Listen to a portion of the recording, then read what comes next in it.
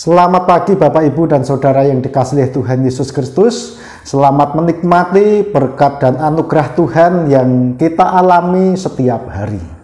Bapak Ibu dan Saudara yang dikasihi Tuhan Yesus Kristus, sebelum kita melanjutkan aktivitas dan pekerjaan kita sepanjang hari ini, marilah kita datang kepada Tuhan. Kita berdoa dan kita renungkan sabda Tuhan agar sabda Tuhan itu yang terus menuntun kehidupan kita di dalam menjalani kehidupan hari lepas hari.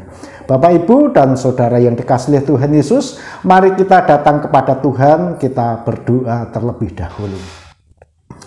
Allah Bapa yang bertahta di dalam kerajaan surga, Allah yang kami puji dan kami sembah di dalam nama Tuhan Yesus Kristus, kembali kami datang menghampiri kehadirat-Mu yang kudus ya Bapa. Kami menyatukan hati dan pikiran kami dan kami bersama-sama akan merenungkan akan sabda Tuhan.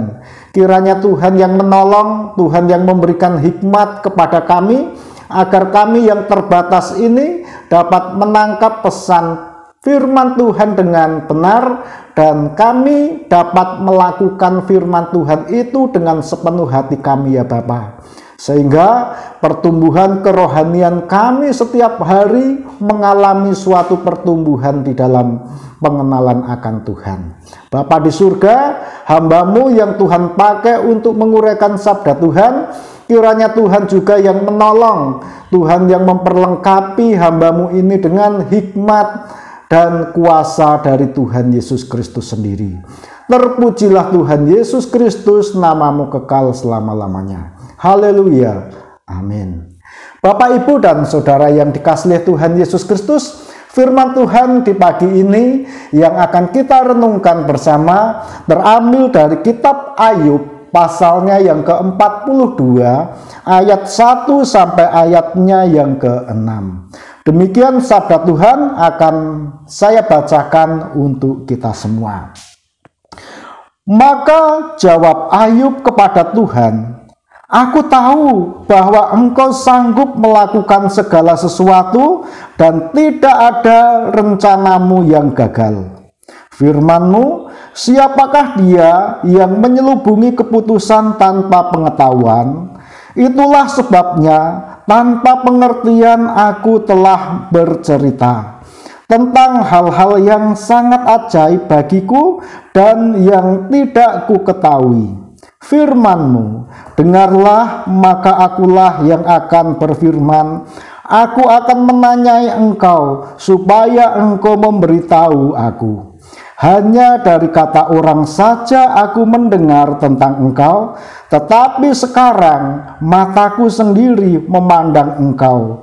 Oleh sebab itu, aku mencabut perkataanku dan dengan menyesal aku duduk dalam debu dan abu." Berbahagialah setiap orang yang mendengar sabda Tuhan dan yang memelihara sabda Tuhan di dalam kehidupan kita setiap hari. Bapak, Ibu, dan Saudara yang dikasihi Tuhan Yesus Kristus, pernah suatu ketika saya mengunjungi seorang sahabat. Sahabat saya saat itu mengalami suatu kecelakaan dan mengalami patah tulang paha. Pada waktu itu sahabat saya itu tidak bisa menerima keadaan yang ia alami pada waktu itu. Dari satu sisi, sahabat saya itu adalah orang yang baik hati, orang yang terkenal di masyarakat sebagai orang yang baik, dan banyak orang yang belajar tentang kehidupan itu dengan dia. Dan ketika ia mengalami suatu kecelakaan waktu itu, ia mengalami patah tulang paha, ia mengalami suatu kelumpuhan. Dan ia tidak bisa menerima kenyataan itu. Bahkan ketika ia mengalami semuanya itu dan ia tidak dapat menerima kenyataan itu, ia memutuskan tidak mau makan. Tidak mau makan, bahkan sampai berminggu-minggu ia tidak mau makan. Lalu apa yang terjadi? Yang terjadi adalah keadaan kesehatannya semakin hari semakin memburuk. Bahkan ketika ia juga dibawa ke rumah sakit untuk dirawat di sana, saran dari dokter, dari perawat untuk sahabat ini supaya ia mau makan, ia pun juga tetap menolaknya dan memutuskan tidak mau makan. Dan yang terjadi adalah kesehatannya semakin memburuk dan pada akhirnya ia mengakhiri kehidupan di dunia ini dan meninggalkan dunia ini. Nah, Bapak, Ibu, dan Saudara yang dikasihi Tuhan Yesus Kristus, melalui cerita ini saya ingin mengatakan, salah di dalam memahami kehidupan ini dan salah memaknai kehidupan ini itu akan berakibat buruk dalam kehidupan kita. Untuk itu kita akan belajar dari kisah Ayub ini. Bapak, Ibu, dan Saudara yang dikasihi Tuhan Yesus Kristus, dari kisah kitab Ayub, bahkan kalau kita memperhatikan dari pasalnya yang pertama, ketika Tuhan mengungkapkan sendiri tentang siapa itu Ayub, Tuhan mengakui bahwa Ayub adalah orang yang saleh dan ia hidup di dalam perkenanan Tuhan. Tuhan mengakui itu semua di dalam keadaan Ayub pada waktu itu. Namun dari sini kita dapat melihat suatu realita yang tidak dapat dipungkiri. Ketika Tuhan dari satu sisi mengakui kesalehan Ayub, dan di sana juga iblis berusaha untuk membuktikan tentang siapa itu Ayub dengan berbagai pencobaan. Dan ketika ujian, pencobaan yang dirancang oleh iblis untuk melihat seberapa jauh iman Ayub kepada Tuhan, dan Tuhan mengizinkan iblis untuk mencobai Ayub pada waktu itu, sehingga keadaannya sangat berubah 180 derajat. Ayub yang tadinya di sana dikatakan sebagai orang yang berhasil, memiliki keluarga yang bahagia, memiliki anak-anak dan juga semua yang diupayakan mendatangkan suatu keberhasilan, keluarganya bahagia, anak-anaknya bertumbuh dengan baik. Tapi suatu kenyataan yang menimpa Ayub dan keluarganya membuat suatu keadaan berubah 180 derajat.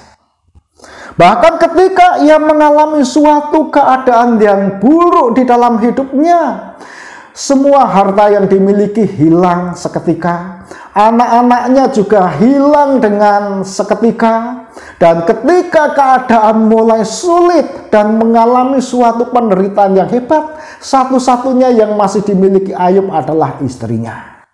Tetapi apa yang dikatakan oleh Alkitab tentang istri Ayub? Istri Ayub pun juga mengatakan, "Engkau dalam keadaan yang sudah terpuruk, maka kutukilah Tuhan dan matilah engkau." Istri Ayub bukan memberikan suatu penghiburan, bukan meneguhkan imannya Ayub, tetapi justru mengarahkan dia untuk menyangkal imannya di hadapan Tuhan. Tetapi dari sini kita dapat melihat jawaban Ayub pun juga menunjukkan keteguhan imannya di dalam Tuhan, bahwa ia tidak hanya ingin menerima yang baik saja dari Tuhan, tetapi ia juga mau menerima sekalipun itu tidak baik. Nah, sikap yang demikian tentunya ini merupakan suatu sikap yang baik di dalam menghadapi suatu kenyataan di dalam hidup ini. Lalu ketika kita melanjutkan dan melihat cerita selanjutnya, apa yang terjadi ketika sahabat-sahabat Ayub datang kepada Ayub. Dan ketika ia melihat keadaan Ayub saat itu yang mengalami suatu penderitaan yang hebat karena sakit penyakit yang ia alami, apa yang terjadi? Yang terjadi, sahabat-sahabat Ayub memberikan suatu penghakiman dan menyalahkan Ayub bahwa ia mendapatkan suatu hukuman dari Tuhan karena dosa-dosanya. Nah, ibu, bapak, dan saudara yang dikasihi Tuhan Yesus Kristus, begitu juga Ayub dengan panjang lebar mengutarakan alasannya di hadapan sahabat-sahabatnya. Ia ingin membuktikan bahwa dirinya tidak berdosa di hadapan Tuhan. Ia mengutarakan dengan panjang lebar. Ia mengutarakan alasan-alasannya bahwa ia hidup di dalam perkenanan Tuhan, tetapi ia juga mengalami hukuman yang berat itu datangnya dari Tuhan. Ayub merasa bahwa hidup ini tidak adil. Hidup ini menghadapi suatu kenyataan yang tidak ia dapat pahami. Bahkan ia juga pernah menyangkal dan menyesali akan keberadaannya di dalam hidup di dunia ini. Lebih baik aku mati ketika masih ada di dalam kandungan ibuku, sehingga tidak mengalami suatu kenyataan yang harus dialami pada saat itu. Nah, ibu, bapak, dan saudara yang dikasihi Tuhan Yesus Kristus, hidup di dunia ini penuh dengan misteri yang sulit untuk kita pahami. Dari satu sisi, di dalam catatan Alkitab ketika kita melihat perjalanan hidup Ayub ini, Tuhan sendiri juga mengakui kesalehan Ayub. Tapi suatu realita yang terjadi, walaupun terkadang kita hidup di dalam pimpinan Tuhan, kita belajar untuk menyenangkan Tuhan, tetapi suatu realita yang kita alami, terkadang kita juga harus mengalami keadaan yang buruk di dalam hidup ini. Nah, ibu, bapak, dan saudara yang dikasihi Tuhan Yesus Kristus, di dalam catatan kitab Ayub ini, ketika Ayub berusaha untuk membela dirinya di hadapan sahabat-sahabatnya yang mengunjungi dia waktu itu, ketika ia mengutarakan alasan-alasannya bahwa ia hidup di dalam perkenanan Tuhan, dan itu semua ternyata tidak memberikan suatu dampak apa-apa di dalam hidupnya. Bapak, ibu, dan saudara yang dikasihi Tuhan Yesus Kristus, dari sini kita dapat melihat ketika kita mengalami suatu keadaan yang tidak kita inginkan, ketika kita merasa hidup kita di dalam Tuhan itu sudah serius dan kita juga harus mengalami suatu kenyataan yang tidak kita inginkan. Ketika kita berusaha dan berjuang untuk membenarkan diri kita, kita berusaha untuk memberikan alasan-alasan kepada berbagai pihak supaya ia dapat mendukung dan juga mengakui kesalehan kita di hadapan Tuhan, itu pun juga tidak akan mendatangkan sesuatu yang baik. Karena apa? Yang baik itu bukan semata-mata pengakuan dari manusia, bukan semata-mata pengakuan dari orang-orang yang ada di sekitar kita, tetapi justru dari situasi ini kita akan dapat melihat suatu pemulihan yang terjadi di dalam kehidupan Ayub. Apa yang dilakukan oleh Ayub untuk mengalami suatu pemulihan di dalam hidupnya?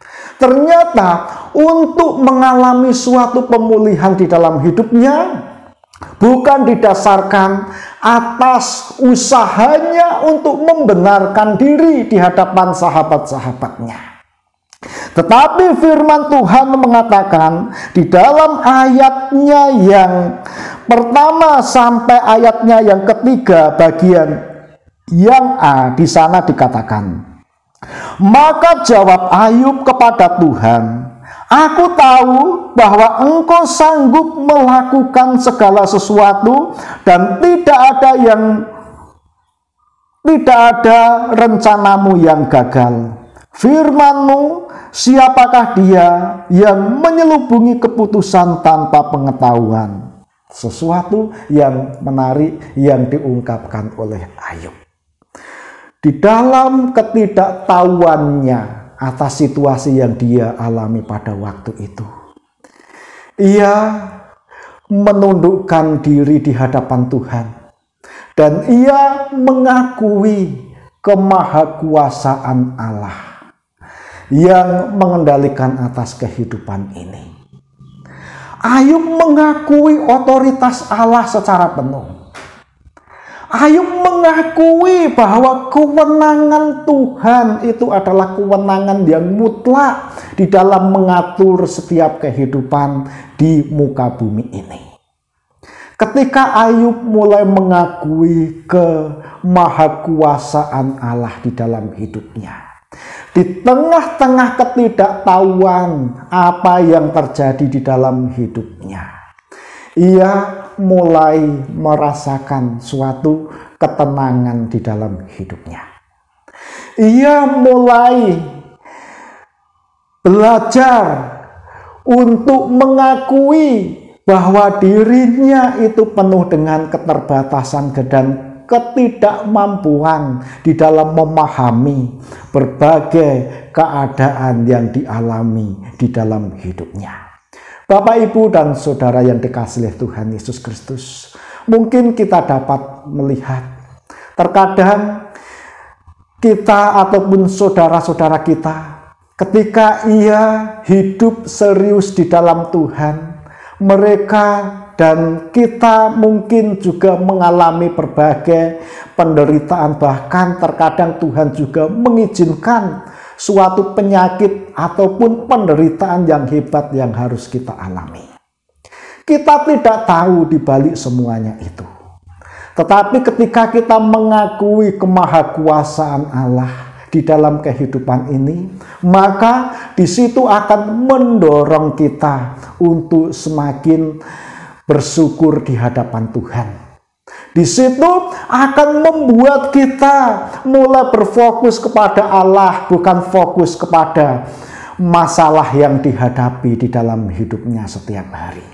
Ibu, bapak, dan saudara yang dikasihi Tuhan Yesus Kristus, ketika kita mengakui kemahakuasaan Allah, ketika hidup kita penuh rasa syukur dan mengagungkan nama Allah, ketika kita melihat Allah yang besar, Allah yang berkuasa di dalam hidup ini, maka disitulah kita akan mengalami penghiburan yang sejati.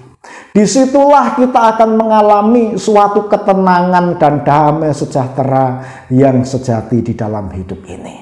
Kita tidak terjebak dengan masalah yang kita alami, tetapi sukacita yang sumbernya dari Allah itu akan menguasai dan memimpin hidup kita, sehingga walaupun dari satu sisi kita menghadapi suatu masalah yang harus kita alami, kita tidak akan pernah tenggelam di dalam masalah itu, tetapi rasa syukur dan rasa kagum akan Allah itu menguasai kita, sehingga masalah yang terjadi di dalam hidup kita itu tidak menghimpit kita, tetapi masalah itu justru semakin kecil karena rasa syukur kita kepada Allah yang semakin besar di dalam hidup ini.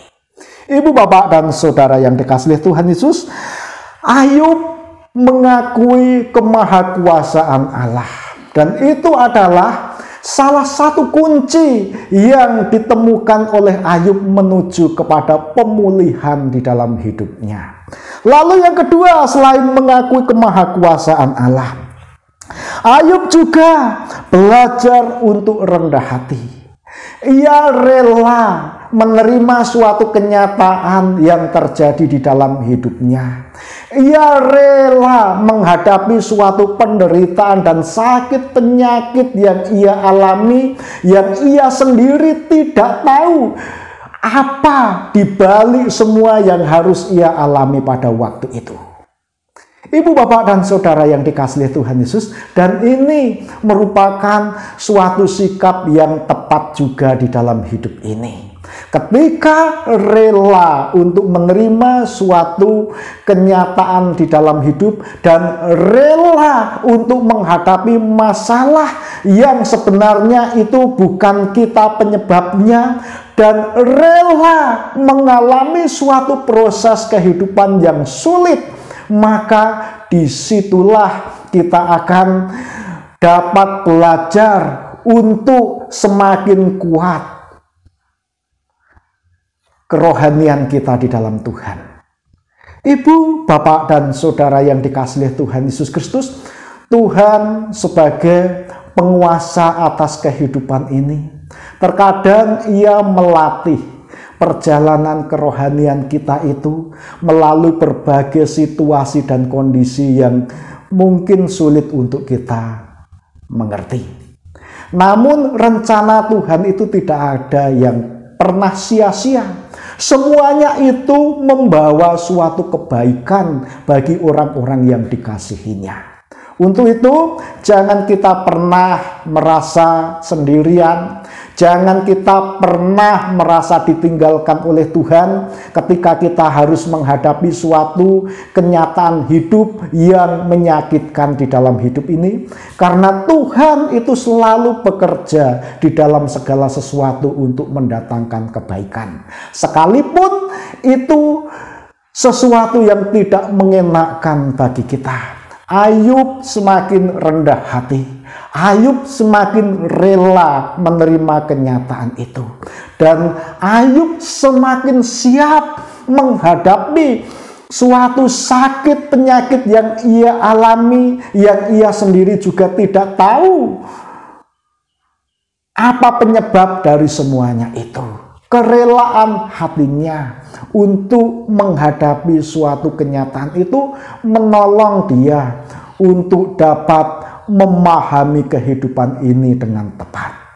Lalu yang ketiga, pada ayatnya yang kelima sampai ayatnya yang keenam, ini sesuatu yang menarik. Ternyata di balik suatu kenyataan yang ia tidak dapat pahami pada waktu itu, di tengah-tengah penderitaan yang ia alami, justru di sini ia semakin mengalami perjumpaan dengan Tuhan. Ayatnya yang kelima di sana dikatakan, hanya dari kata orang saja aku mendengar tentang engkau, tetapi sekarang mataku sendiri memandang engkau. Dan di sini Ayub menegaskan, ternyata masalah-masalah yang ia hadapi pada waktu itu menuntunnya semakin dekat dan semakin mengalami perjumpaan secara pribadi. Jadi ini sesuatu yang sangat luar biasa. Dan ketika Ayub mengalami suatu perjumpaan dengan Tuhan secara pribadi, dan ini membuat perubahan yang sangat besar.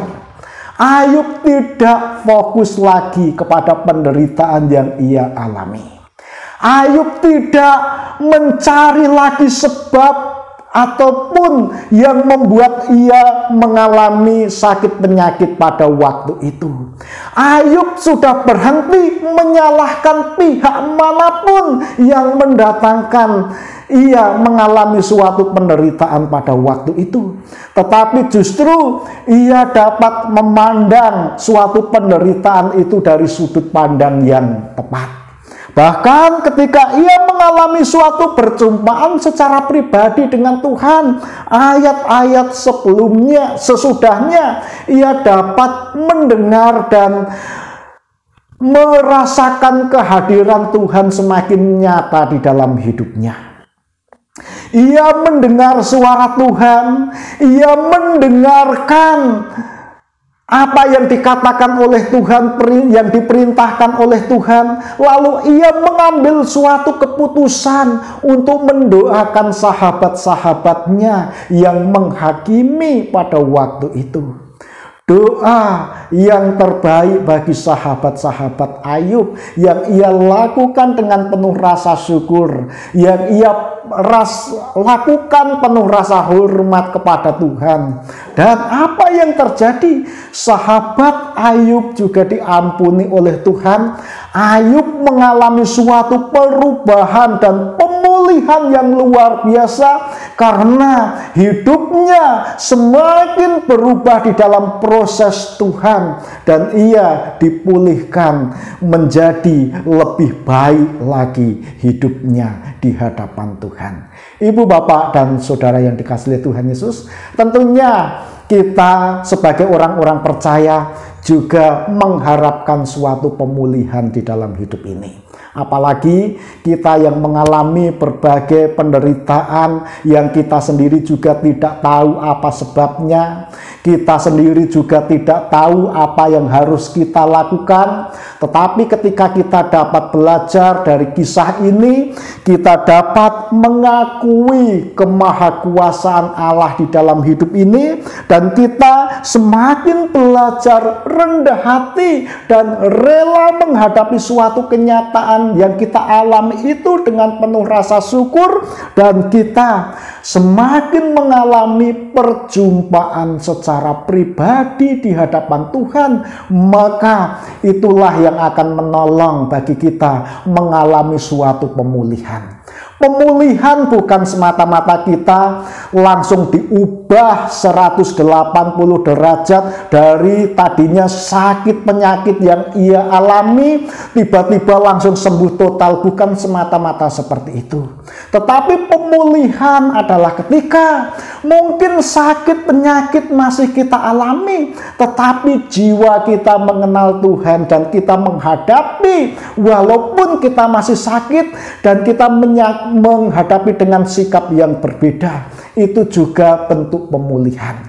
Kita menghadapi dengan penuh rasa syukur di hadapan Tuhan atas setiap kenyataan yang kita alami. Itu juga bentuk pemulihan, dan itu merupakan suatu penghiburan yang sejati di dalam hidup ini.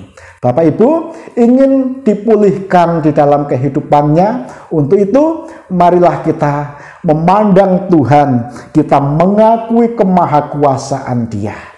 Kita semakin belajar rendah hati dan rela menghadapi suatu masalah yang kita alami, dan kita semakin mendekatkan diri supaya kita mengalami perjumpaan dengan Tuhan secara pribadi.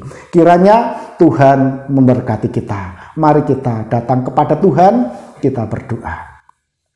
Ya Allah Bapa yang di surga, kami bersyukur kepadamu Tuhan atas firman-Mu yang Engkau sampaikan kepada kami di pagi ini. Kiranya pertolongan, kuasa, dan hikmat Roh Kudus yang memimpin kami semua, agar kami dapat menjadi pelaku-pelaku sabda Tuhan, dan hidup kami semakin terarah dan tertuju kepada Tuhan. Hidup kami bukan fokus kepada masalah-masalah yang kami hadapi, namun hidup kami semakin fokus untuk mengakui kemahakuasaan Allah. Dan hidup kami juga semakin belajar untuk memahami rencana Allah itu dan memandang Allah dengan penuh rasa syukur ya Bapa. Tuhan, kami bersyukur buat sabda-Mu, dan biarlah Roh Kudus yang memateraikan sabda Tuhan itu di dalam hidup kami. Terpujilah Tuhan Yesus Kristus, nama-Mu kekal selama-lamanya. Haleluya. Amin. Selamat pagi Bapak Ibu, selamat melanjutkan aktivitas. Kiranya Tuhan memberkati kita semua.